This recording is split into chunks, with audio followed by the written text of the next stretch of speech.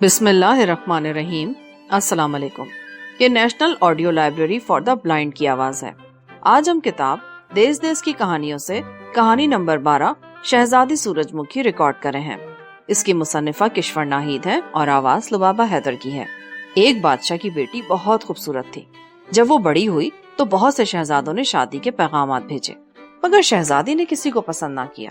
ماں باپ نے بہت سمجھایا بجھایا مگر شہزادی نہ مانی۔ وہ کہتی تھی میں تو سورج سے شادی کروں گی۔ آخر ایک دن بادشاہ نے تنگ آ کر شہزادی سے کہا جاؤ جا کر سورج سے شادی کر لو، اب کبھی مجھے اپنی شکل مت دکھانا۔ یہ کہہ کر اس نے شہزادی کو محل سے نکال دیا۔ شہزادی سورج کی تلاش میں نکل کھڑی ہوئی۔ وہ مشرق میں پہاڑوں کی طرف گئی، پھر جنگلوں ریگستانوں سے ہوتی ہوئی ایک ایسے پہاڑ پر پہنچی جس کے اوپر سورج کا محل تھا۔ وہ محل کے اندر گئی، وہاں اسے سورج کی بوڑھی ماں ملی۔ اے لڑکی، تمہیں کس کی تلاش ہے؟ بوڑھی عورت نے پوچھا۔ میں سورج کو ڈھونڈ رہی ہوں، مجھے سورج سے شادی کرنا ہے۔ سورج میرا بیٹا ہے، میں تمہیں اس کی دلہن بناؤں گی، لیکن ایک بات یاد رکھنا، اس کی آنکھوں میں آنکھیں ڈال کر نہ دیکھنا۔ بوڑھی عورت نے شہزادی سے کہا۔ شہزادی نے وعدہ کر لیا اور کافی عرصے تک اپنے وعدے پر قائم رہی، لیکن اسے یہ بے چینی تھی کہ وہ اپنے شوہر کی آنکھوں میں آنکھیں ڈال کر کیوں نہیں دیکھ سکتی۔ آخر ایک دن اس نے بوڑھی عورت سے پوچھا آپ نے مجھے کیوں منع کیا تھا کہ میں سورج کی طرف نہ دیکھوں؟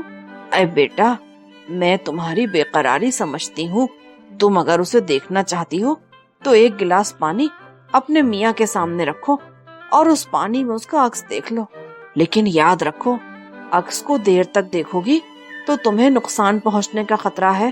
اس شام جب سورج واپس آیا تو شہزادی نے پانی کا گلاس اس کے سامنے رکھ دیا اور اس کے چہرے کا عکس دیکھنے لگی۔ یہ عکس اتنا خوبصورت تھا کہ وہ سورج کی ماں کی نصیحت بھول گئی اور دیر تک اسے دیکھتی رہی۔ اس پر سورج کو غصہ آ گیا۔ اس نے کہا اگر تم میرا کہنا نہیں مان سکتی تو فوراً میرے محل سے نکل جاؤ، اور اس نے شہزادی کا ہاتھ پکڑ کر اسے محل سے باہر نکال دیا۔ شہزادی بیچاری روتی دھوتی پہاڑ کے دامن میں اتر گئی۔ جب وہ وادی میں پہنچی تو سورج چمکنے لگا اور سورج کی روشنی نے اسے ایک خوبصورت سورج مکھی کے پھول میں بدل دیا۔ اب یہ پھول ہمیشہ اسی طرف کا اپنا منہ رکھتا ہے جس طرف سورج ہوتا ہے، اسی لیے اسے سورج مکھی کا پھول کہتے ہیں۔ روسی کہانی۔